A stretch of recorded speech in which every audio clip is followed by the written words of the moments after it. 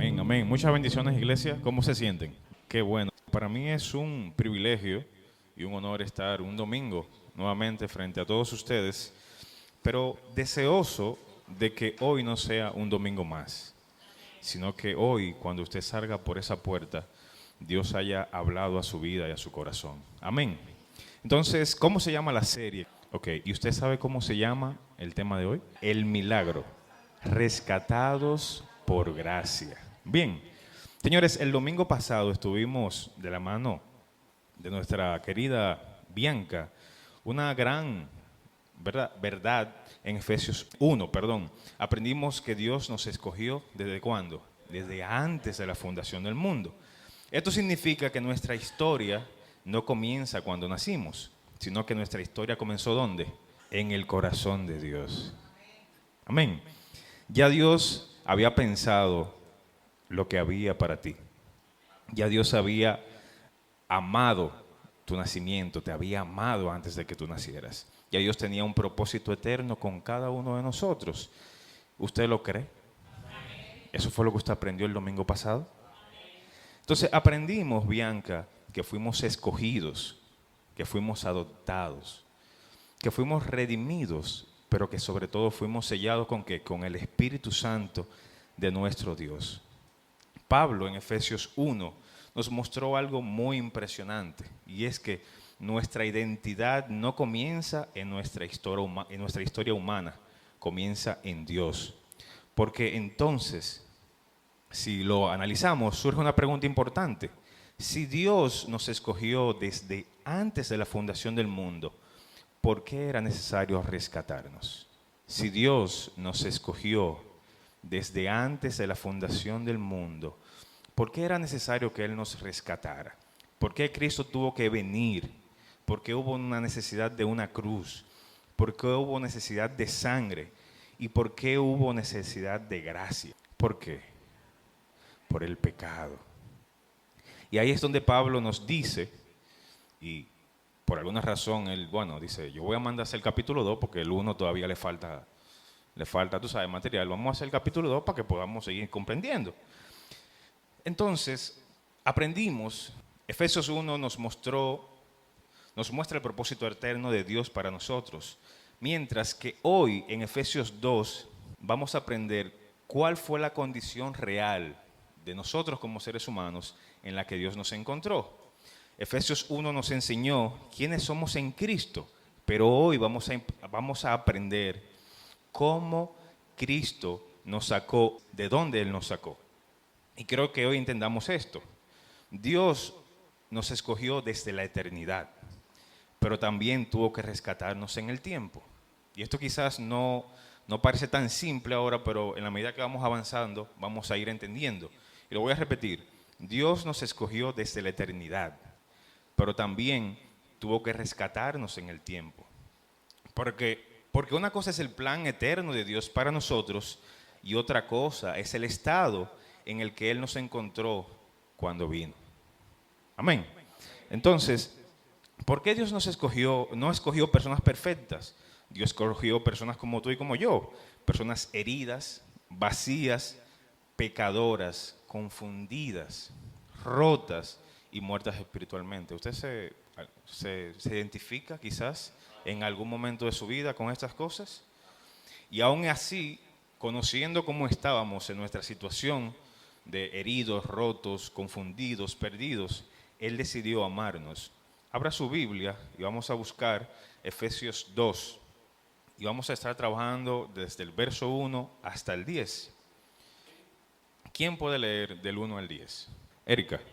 En otro tiempo ustedes estaban muertos en sus transgresiones y pecados, en los cuales andaban conforme a los poderes de este mundo, se conducían según el que gobierna los aires, según el espíritu que ahora ejerce su poder en los que viven en la desobediencia.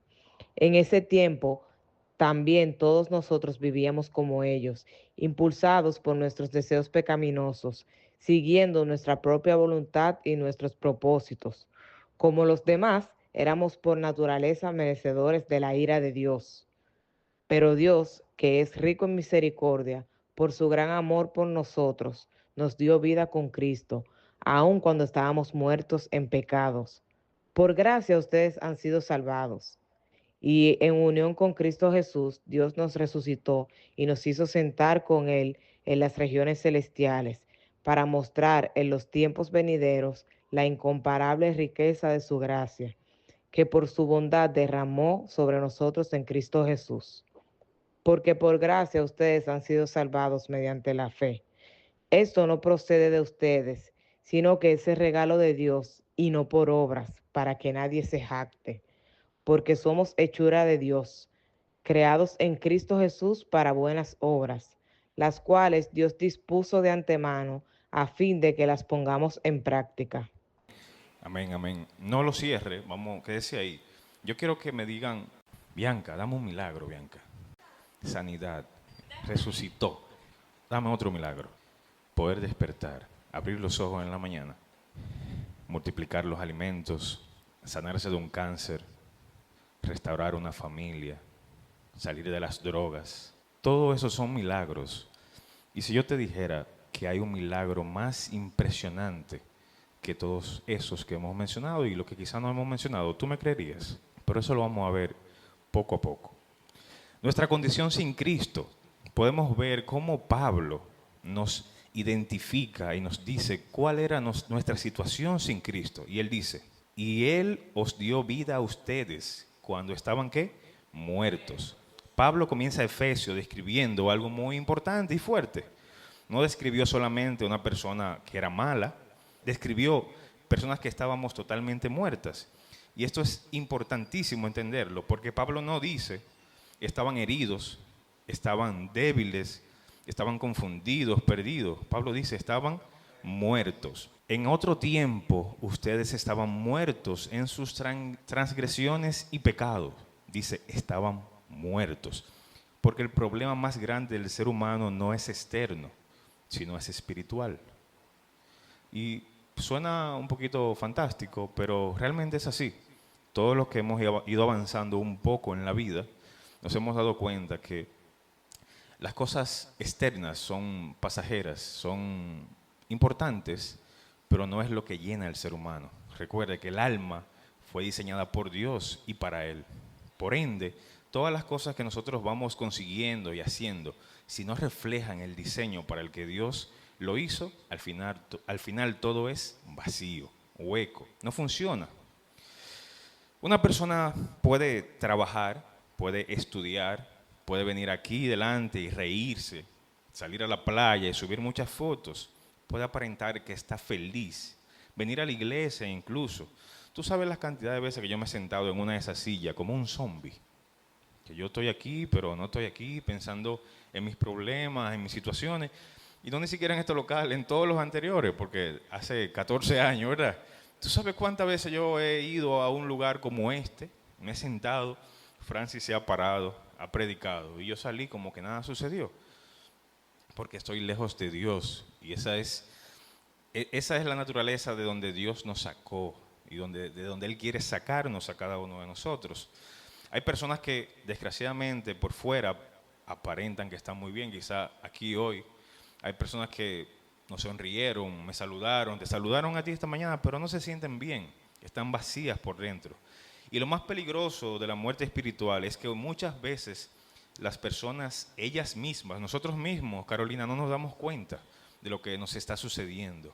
Y nos sentimos mal, y qué es lo que me pasa, Dios ya no me ama, ya no escucho al Señor hablando en mi vida, estoy perdido, mis proyectos están a la deriva. No sé, hay muchas cosas que pueden pasar por nuestras vidas, por nuestra mente.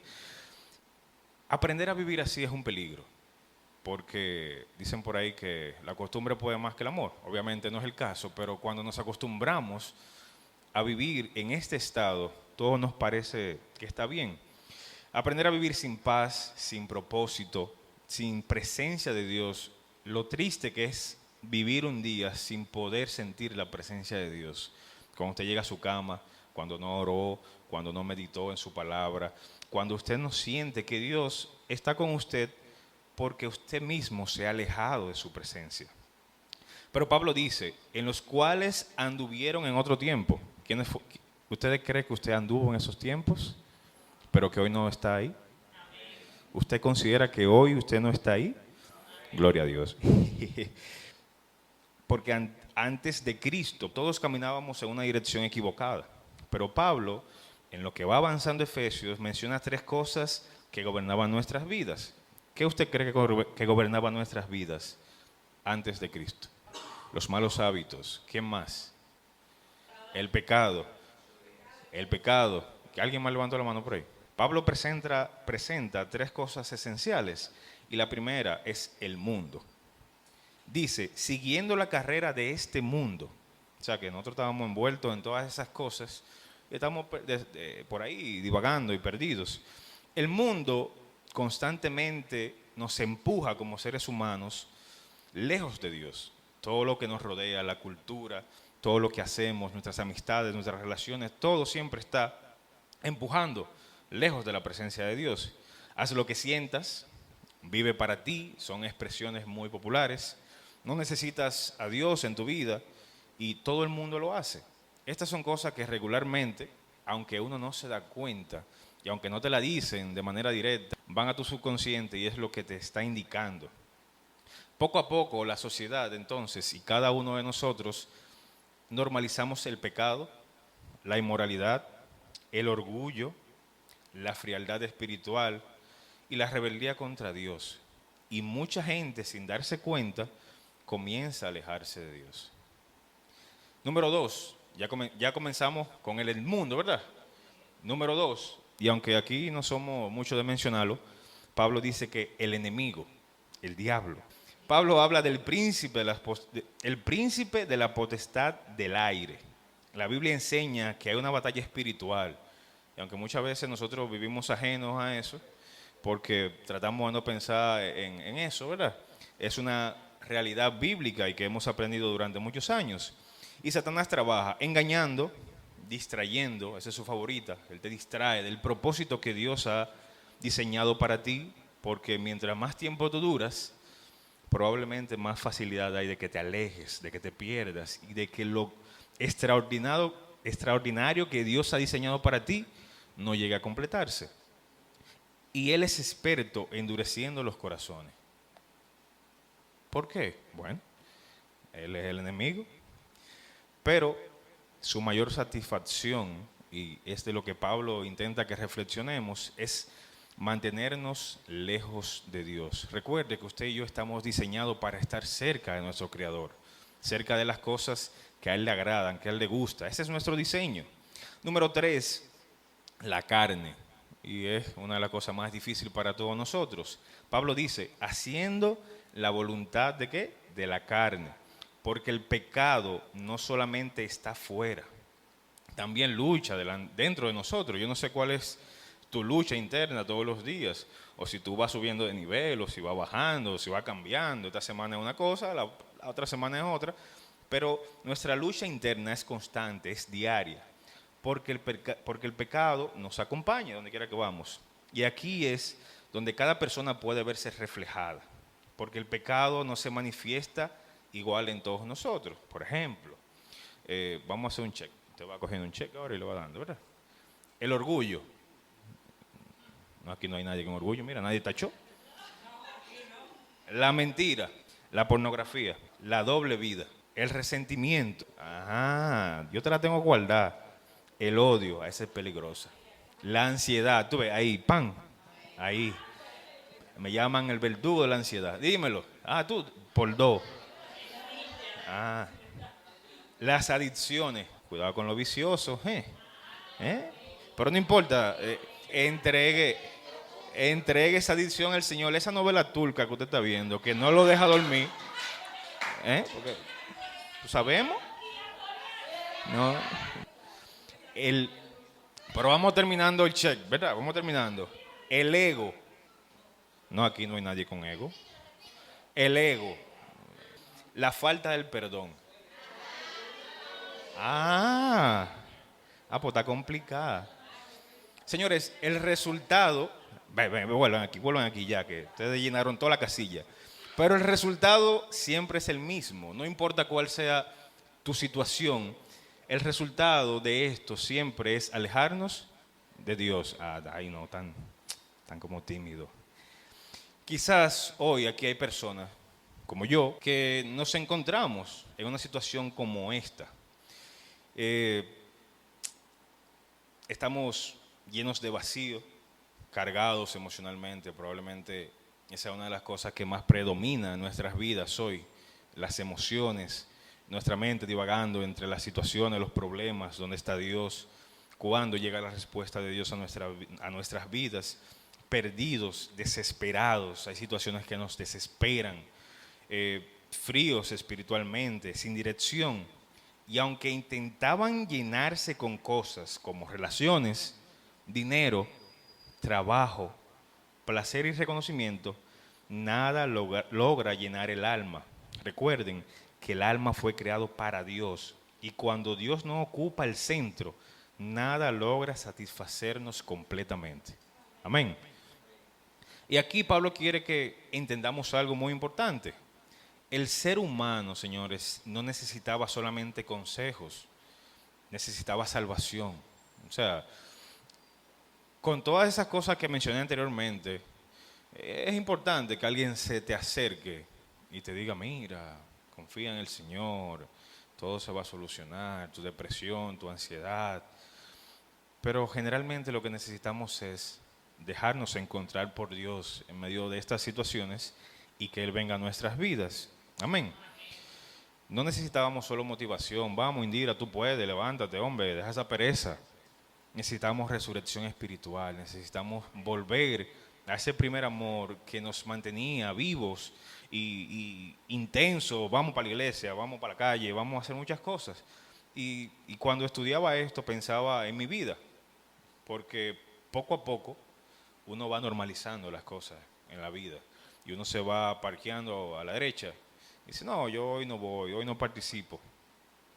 Justo cuando todo parecía perdido, cuando todo parecía que se había perdido, Pablo introduce las dos palabras que ya le dieron un spoiler, que dice, pero Dios. En tu situación, en tu muerte, en tu ansiedad, en tu pecado, de repente viene el pero Dios. Y bueno, por ejemplo, el que me conoce sabe que el pero no forma parte de mi vocabulario natural. Generalmente cuando yo hablo con una persona, utilizo siempre el sin embargo. ¿Por qué? Porque el pero elimina todo lo que se dijo de ahí para atrás. Oye, Niurki, te queda muy bien ese color, pero te hace ver más gorda. Ahora, si yo le digo, Niurki, te queda muy bien ese color, sin embargo, el rojo te queda mejor. Te queda bien, sin embargo, el otro quizá te luce un poquito mejor. Usted se imagina que en ese verso dijera, sin embargo, Dios, ¿qué sucede? No cambia, ¿verdad que no? No se elimina. Ok, bueno, tú eres un pecador, te gusta la mentira, tú vives odiando a todo el mundo.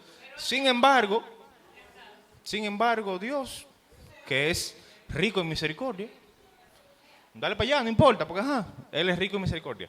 No, pero Dios, borrado, ya no existe. Yo no sé lo que usted escribió en el papel ahorita.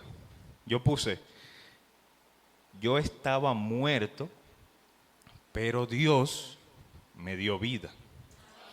Hace 14 años yo estaba muerto, cuando no conocía de Dios. Y hoy por hoy me pregunto, ¿qué hubiese sido de mi vida sin Dios? Entonces, yo estaba muerto, sin embargo, no, porque me dejó muerto. Pero Dios me dio vida. Amén.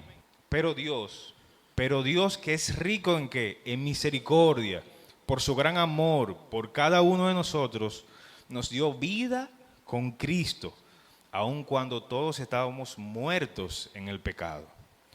Yo espero que hoy, cuando usted escuche un pero, siempre se acuerde del pero de Dios. Pero Dios, esa es tu esperanza. Dos palabras, mucha, ¿verdad? Mucha esperanza, mucho poder, mucha verdad. Esas dos palabras cambian completamente el panorama, porque cuando nosotros no podíamos salvarnos, Dios intervino a nuestras vidas. Amén. Cuando estábamos lejos, Dios se acercó a nosotros. Cuando merecíamos juicio, Dios respondió con misericordia. La gracia comienza cuando Dios decide acercarse a personas que no la merecen. La gracia comienza cuando Dios decide acercarse a personas que no la merecen. Recuerda que todo lo que hemos hablado de una cantidad de cosas que probablemente entenderíamos que no merecen ser salvadas y ser hechas nuevas en Cristo. Y quiero que entendamos algo importante. La gracia no comenzó cuando tú buscaste a Dios. La gracia comenzó cuando Dios decidió buscarte a ti. Ese es el orden correcto. Ni tú ni yo salimos a buscar a Dios. Hace rato que Él nos encontró primero. Él salió primero por nosotros y esa es la verdad de la gracia. Y por eso es tan importante y tan maravillosa la gracia de Dios en nuestras vidas. Porque hay personas que desgraciadamente piensan, yo encontré a Cristo y Él me transformó. No. Si organizamos bien, Cristo te encontró y Él te transformó.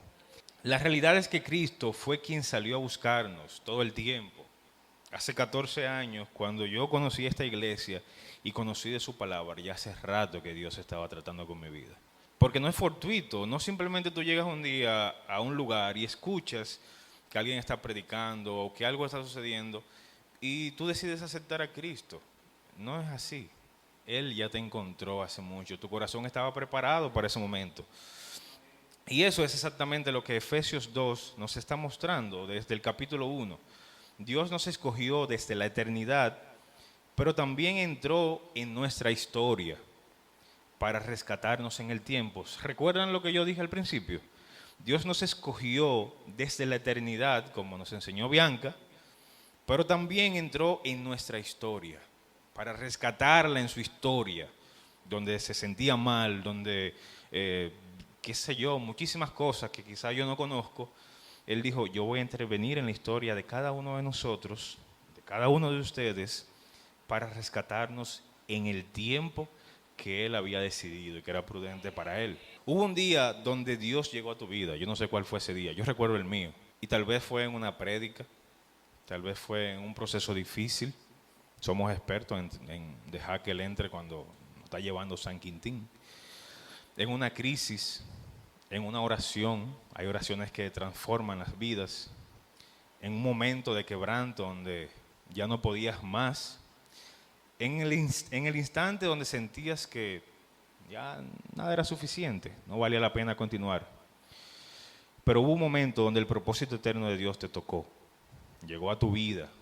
Y ahí es donde decidimos comenzar de nuevo, cuando conocemos ese propósito que Dios tiene para nosotros y que estábamos perdidos durante tantos años buscando cosas vanas, terrenales, que no perduraban en el tiempo. Pero Dios, que es rico en misericordia, no dice que Dios tiene un poco de misericordia, dice que es rico en misericordia. Esto significa, ¿qué significa? Significa que la misericordia de Dios es más grande que nuestro pecado, que nuestra culpa, que nuestro pasado y que cada una de nuestras caídas. No importa cuántas veces tú sientas que caes en el proceso, en el camino. Él es rico en misericordia. Luego Pablo sigue diciendo algo todavía más importante y poderoso. Por su gran amor con que nos amó. Dios no nos amó porque éramos perfectos. Dios nos amó aún sabiendo cómo éramos. Yo te pregunto, ¿tú te atreverías a amar a alguien aún sabiendo cuáles son todos sus defectos? De todo lo que carece. Y por la razón, la sencilla razón por la que no seríamos muy capaces, es por eso que eso se llama gracia. Porque es algo inmerecido que nos regalan. Porque normalmente el amor humano ama lo bonito, ama lo fácil, ama lo que nos conviene, lo que es B2B, bidireccional, 50-50. Pero el amor de Dios ama incluso lo que está roto. ¿Cuántas personas estamos rotas todos los días? ¿Cuántas personas pasan a tu lado en este estado. Y quizás alguien aquí piensa, si la gente conociera realmente mi corazón y lo que pienso, ¿me amara? A veces yo me puedo pensar, tú sabes los disparates que yo pienso a veces. Y todas las cosas que me pasan. Yo no, pero si la gente supiera esto ni se me acercara, pues yo lo que estoy es dañado. Maribel se ríe, parece que ya le pasa también. Bueno, no me siento solo, Maribel, gracias por ayudarme. Señores, Dios conoce nuestras luchas, conoce nuestros pensamientos, nuestras heridas, nuestros pecados, vuelvo y digo, nuestras caídas, todas esas noches difíciles que pensamos de dónde va a salir el pago de la casa, de dónde va a salir el pago del colegio de los niños. Todo eso, todo lo que nos mortifica cada vez que recostamos nuestra cabeza en la almohada. Eso es lo que hace la gracia poderosa. Eso es lo que hace tan importante lo que Dios hizo por nosotros en la cruz. Porque Dios no esperó que mejoráramos para acercarnos, para acercarse a cada uno de nosotros. Usted sabe la vez que yo dije antes, de que no, lo que pasa es que yo estoy muy bandido, yo no me puedo, tú te imaginas yo de que en la iglesia, de que cristiano, yo tengo que arreglarme primero, porque imagínate, nunca va a ser el momento perfecto para usted buscar a Dios. Recuerde que usted no es que lo busca, Él es que lo busca primero. Entonces, la Biblia nos enseña que no importa nuestra condición, Dios siempre está ahí dispuesto a buscarnos. Y Pablo dice que nos dio vida juntamente ¿con quién? Ay, están durmiendo. Eso significa, señores, que el Evangelio no simplemente es un cambio de hábitos, es recibir una nueva vida. Porque Cristo no vino solamente a ser personas religiosas, Cristo vino a resucitar espiritualmente a personas que estaban muertas, que estábamos muertas. Y aquí el milagro más grande. ¿Usted recuerda ahorita los milagros que mencionamos? El milagro más grande, señores, no es un cuerpo sanado. El milagro más grande es un alma salvada. Ese es el mayor milagro. Porque hoy podemos morir. ¿Y qué dice la Biblia sobre morir? Morir en Cristo es ganancia. Entonces, fíjense cómo volver a la vida, como dijo Carolina, es un gran milagro. Pero adivina, morir en Cristo es ganancia. Entonces, ¿qué mejor milagro? Entonces, ¿qué milagro tú prefieres?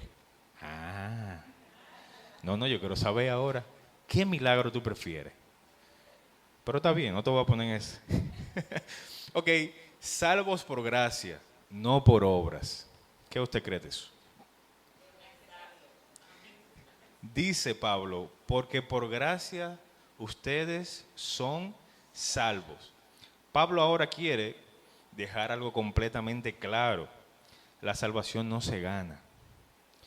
Dice, porque por gracia ustedes son salvos mediante la fe, y esto no es de ustedes, pues es don de Dios para cada uno de nosotros. Amén. La salvación es un regalo. Y esto confronta completamente el orgullo humano. Yo estaba pensando en eso, y es cierto. Porque a nosotros los seres humanos nos gusta sentir que merecemos las cosas. Eso yo me lo merezco. Yo me voy a descansar porque tú sabes lo que yo trabajo. Yo me voy a quedar acostado hoy porque yo me lo merezco. Entonces yo te pregunto, ¿cuántas cosas tú te mereces? Nada. Entonces, probablemente, quizá por eso es que nosotros no valoramos tanto la gracia y la salvación de Cristo en nuestras vidas. Porque no nos sentimos merecedores de ella. Porque es que sentimos que usted no lo merece. Usted trabaja para que le paguen. Cuando a usted le pagan los 15, usted dice, tú me lo gané. Y si a usted no le pagan, usted pelea porque yo me gané mi cuarto. Y hay que pagarme hoy. Entonces a nosotros los seres humanos nos gusta sentirnos que nos merecemos las cosas. Y aparentemente muchos pensamos que somos buenas personas. Yo me lo he ganado, no le he hecho daño a nadie. Yo voy a la iglesia, tú sabes, tiene que tocarme algo porque yo voy a la iglesia los domingos. Pues, yo trato de hacer todas las cosas bien, esos son pensamientos, ¿verdad?, que tenemos. Pero ningún humano, ninguna obra humana puede borrar el pecado de nosotros. Si las obras salvaran, Jesús no tendría que haber muerto, porque yo fuera el primero en África, allá en una tribu de esa. Claro, porque si por obra fuera, Cristo no hubiese tenido que venir. La cruz demuestra que el problema era tan profundo que solamente Cristo podía resolverlo. ¿Usted se ha encontrado en una situación donde usted necesita que alguien le resuelva? Cuando se daña la electricidad en su casa, usted no electricita, usted llama a quién, a un eléctrico. Cuando usted tiene un problema que sobrepasa su límite en el trabajo, ¿a quién usted llama? Al jefe. Mira, hay un problema. Entonces, la cruz nos demostró a cada uno de nosotros que el problema nuestro era tan grande y profundo que solamente el jefe podía resolverlo. Y esto es importante que lo entendamos y siempre lo llevemos presente. No somos salvos porque hacemos buenas obras. Hacemos buenas obras porque fuimos salvos. Ahí seguimos arreglando el orden, porque a veces se nos olvida. ¿Cómo es que dice entonces? No somos salvos porque hacemos buenas obras. Hacemos buenas obras porque fuimos salvos. Amén. Las obras no son la raíz de la salvación, son el fruto de una vida transformada. Las obras, oiga bien, las obras no son la raíz de la salvación, son el fruto de ¿qué? De una vida transformada. Eso es lo que realmente sucede. Porque cuando Cristo entra verdaderamente, Carolina, a nuestros corazones, a nuestro corazón, cambia los pensamientos, cambia prioridades, cambia actitudes, cambia deseos y cambia la manera de vivir.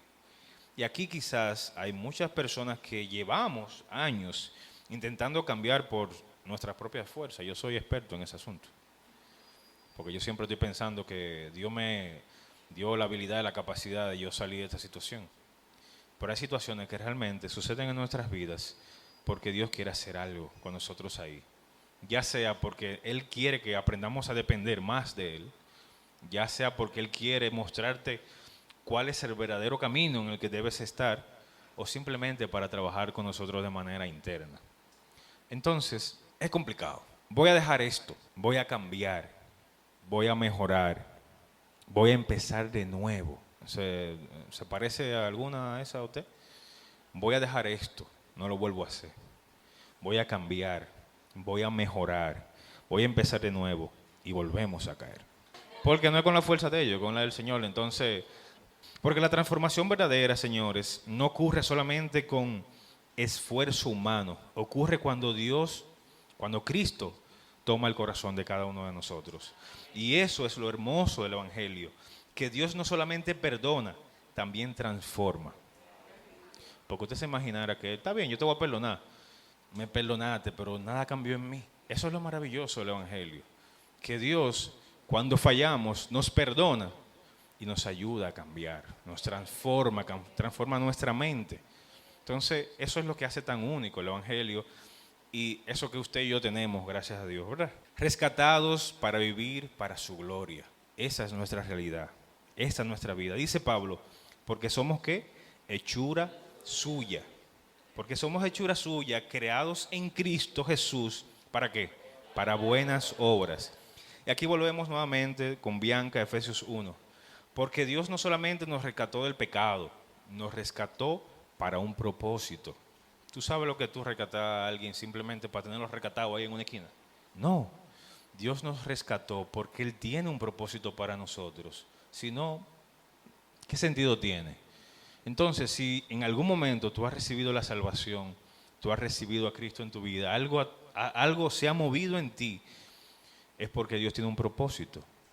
Movámonos, busquemos el propósito de Dios en nuestras vidas, para que nuestra vida tenga sentido, para que nuestros días cuenten, para que el lunes no sea un lunes más, para que el martes no sea hablamos el martes, no, sino para que todos nuestros días aprendan a contar y tengan alguna validez, signifiquen algo. Nosotros fuimos escogidos, adoptados, fuimos redimidos, fuimos sellados. ¿A usted le parece poco? Para que nuestra vida se parezca y se vea igual siempre. Que termine el 26, comience el 27 y ni escogidos, ni adoptados, ni redimidos, ni sellados, nada de eso importa o funciona. Para vivir para la gloria de Dios, es importante que comprendamos que los significados los significados que debemos reflejar. Debemos aprender a reflejar el carácter de Cristo en nuestras vidas, el amor de Cristo en nuestras vidas, la sanidad de Cristo y sobre todo la cruz de Cristo en nuestras vidas. Amén.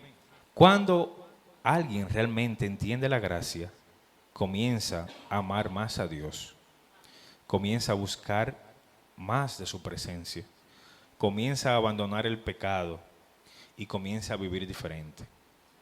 Yo no sé, y aunque a veces suena cliché y uno tiene toda la vida escuchando sobre la gracia, sobre la misericordia, sobre lo que es Dios en nuestras vidas, lo que Él hace, que abrir los ojos es un regalo, pero cuando realmente entendemos qué es la gracia, estas 4 cosas que acabo de mencionar son imprescindibles e importantísimas en nuestras vidas.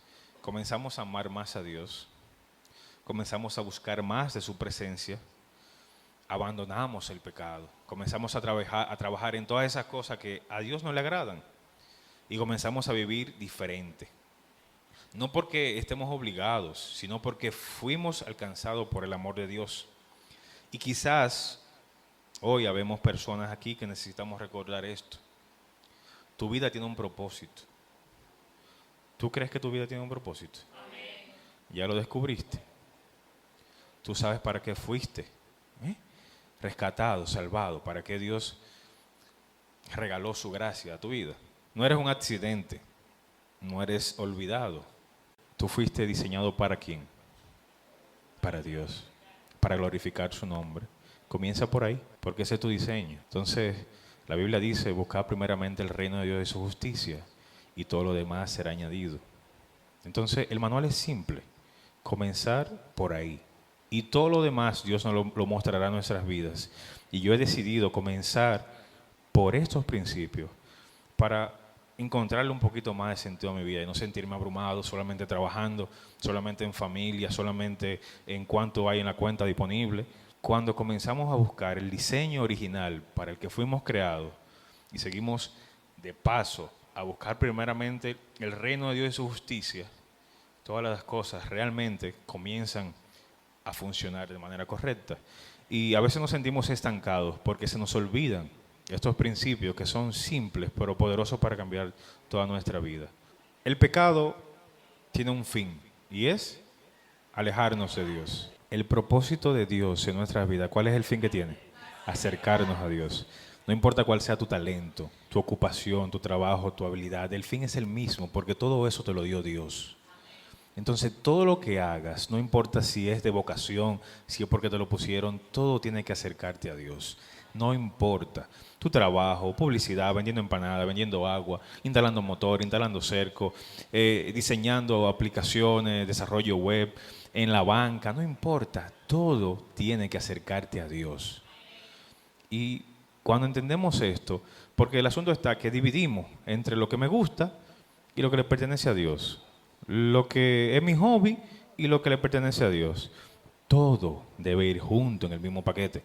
Y cuando entendemos eso, nuestra vida cambia. Cuando yo comencé a aplicar eso este año en mi vida cambió. Ya la ansiedad no me persigue tanto.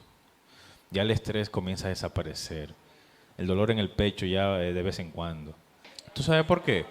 Porque comencé a entender cuál era la verdad que todos los días, todos los domingos, todos los jueves, por el grupo, por llamada, tantos años viéndola y tantos años corriendo de eso, porque nos gusta seccionar entre lo que sí y lo que no. Amén. Entonces, volviendo aquí de nuevo, ¿verdad? Tu vida tiene un propósito. Y si no la has descubierto, ya tienes un principio bastante simple para comenzar. Recuerda, no eres un accidente, no eres una persona que fue olvidada, no eres un desecho. El mismo Dios que te escogió desde antes de la fundación del mundo fue el mismo Dios que entró en tu historia para rescatarte, recuérdalo. En tu dolor, en tu llanto, en tu desesperación, Dios decidió rescatarte. Y ahora tu vida tiene un sentido en Él. Efesios 1 nos enseñó que Dios nos escogió desde la eternidad. Pero hoy en Efesios 2 nos dimos cuenta, nos enseñó que Él vino a buscarnos, que no estábamos bien, estábamos muy mal, muertos espiritualmente, perdidos, lejos de Dios. Pero entonces apareció la gracia. Y el mismo Dios que nos escogió desde antes de la fundación del mundo, entró de nuevo, recuerde, entró en tu historia, en tu tiempo, a rescatarte. Y hoy quizás hay muchas personas aquí y ahí afuera que se ven reflejadas en esto. La gracia todavía, oiga esto, la gracia todavía hoy funciona y sigue rescatando personas. No importa cómo tú te levantaste esta mañana, en qué condición, la gracia hoy funciona. Hoy es un perfecto día para acercarnos o dejar que Dios se acerque a nuestras vidas con su gracia. Mañana es un buen día, pasado también. Ayer ya no importa. Hoy siempre será el mejor momento. Dios sigue todavía restaurando, levantando por si estás tirado. Sigue perdonando, sigue transformando y sigue dando nueva vida. Porque el Evangelio sigue siendo el milagro más grande para todos. Amén. Inclina tu rostro, vamos a orar. Señor Padre amado, gracias Dios, gracias por tu palabra, gracias por tu misericordia, gracias por tu amor, gracias por regalarnos el mayor milagro, que es nuestra alma salvada, Señor, nuestra vida nueva en ti, Cristo Jesús. Que podamos entender el principio de la gracia en nuestras vidas, ese principio tan importante de que tú saliste por nosotros y no nosotros por ti, Señor. Que no éramos merecedores de tu amor, pero tú nos amaste primero, Señor. Que fuimos diseñados desde antes de la fundación del mundo y que aún en nuestro pecado tú nos perdonaste, tú nos salvaste, Señor. Padre amado, yo te pido que en este domingo tú firmes eso en nuestros corazones, Dios. Que hoy podamos salir entendiendo cuál es tu propósito, pero que si aún no lo sabemos, Señor, no podamos vivir con esto y decidamos conocer para qué fuimos salvados. Que hoy podamos comprender cuál es el milagro en nuestras vidas. Que el mayor milagro ya fue hecho en nosotros. No importa nuestra situación, nuestra condición, lo que necesitemos. Si ya tú nos diste vida, Señor, no hay nada más importante, Señor. Porque tu palabra hoy nos acompañó y nos enseñó de que somos tus hijos, Señor. Y qué bonito, qué bello es saber que tenemos un Dios que pensó en nuestras vidas, en nuestras familias, en todo lo que hoy tenemos desde antes de todo, Señor.